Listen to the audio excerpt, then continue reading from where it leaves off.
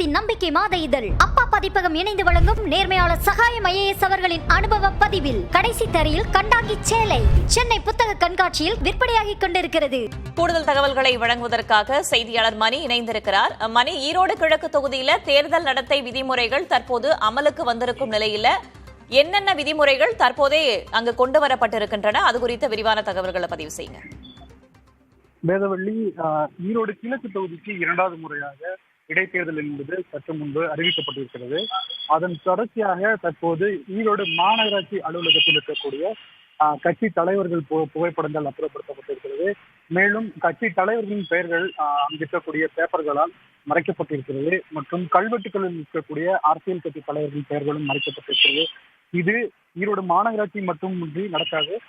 ஈரோடு கிழக்கு தொகுதியில் இருக்கக்கூடிய அனைத்து பகுதிகளிலுமே இருக்கக்கூடிய அரசியல் கட்சி தலைவர்களின் பெயர்களும் சிலைகளும் புகைப்படங்களும் அடுத்தடுத்து தற்போது மறைக்கப்பட்டதற்கான பணிகள் தொடர்ந்து நடைபெறும். மேலும் சுவர்களில் எழுதப்பட்டிருக்கக்கூடிய தலைவர்கள் பெயர்களும் மறைக்கப்படும்.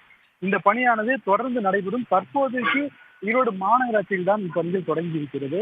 ஈரோடு கிழக்கு தொகுதியை பார்த்தோம்னா நேற்று இறுதி வாக்காளர் பட்டியல் என்பது வெளியிடப்பட்டிருந்தது. அதன்படி ஈரோடு கிழக்கு தொகுதியில் மட்டும் 1,09,636 ஆண் வாக்காளர்களும் 1,16,760 பெண் வாக்காளர்களும் 37 மூன்றாம் பாலினத்தவர்கள் என மொத்தம் 2,26,433 வாக்காளர்கள் இருக்கின்றனர்.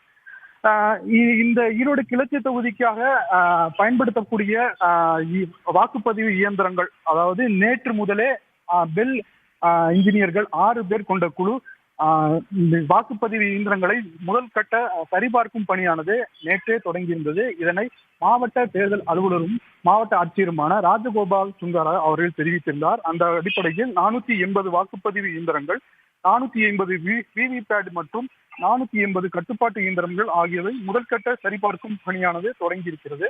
இந்த பணி நேற்றைய தொடங்கி தொடர்ந்து ஒரு 4 நாட்கள் முதல் 5 நாட்கள் வரை தற்போது நடைபெற இருக்கிறது. அவற்றில் சரியாக செயல்படக்கூடிய இயந்திரங்கள் எவை என கண்டறியப்பட்டு அவைகள் தான் ஈரோடு இடைத்தேர்தலுக்கு பயன்படுத்தப்பட இருக்கிறது. இதற்கு மொத்தம் ஈரோடு கிழக்கு தொகுதியில் மட்டும் 53 வாக்குப்பதிவு மையங்களில் பகுதிகளில் 237 வாக்குச்சாவடி மையங்கள் அமைந்திருக்கிறது. தற்போது தேர்தல் நடத்தை விதிமுறைகள் இந்த தற்போதுதான் தொடங்கி இருக்கிறது என்பதால் தலைவர்களின் பெயர்கள், அரசியல் கட்சி தலைவர்களின் பெயர்கள், சிலைகள் மட்டுமே மறைக்கும் பணியானது தொடங்கி நடைபெற்று வருகிறது. தேசத்தின் நம்பிக்கை மாத இதழ் அப்பா பதிப்பகம் இணைந்து வழங்கும் நேர்மையாளர் சகாயம் IAS அவர்களின் அனுபவ பதிவில் கடைசி தரையில் கண்டாங்கி சேலை சென்னை புத்தக கண்காட்சியில் விற்பனையாகிக் கொண்டிருக்கிறது.